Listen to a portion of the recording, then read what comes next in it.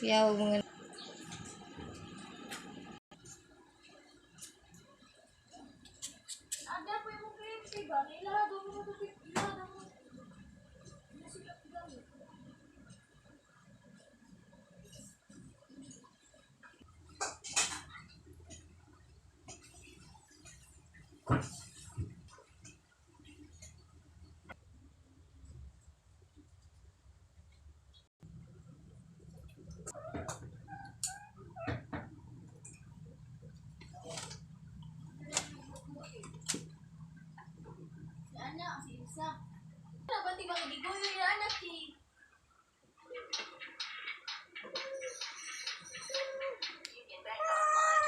Sa simula ng kwento si Eugene, isang sorcerer ay sinalakay sa kababata ng isang halimaw.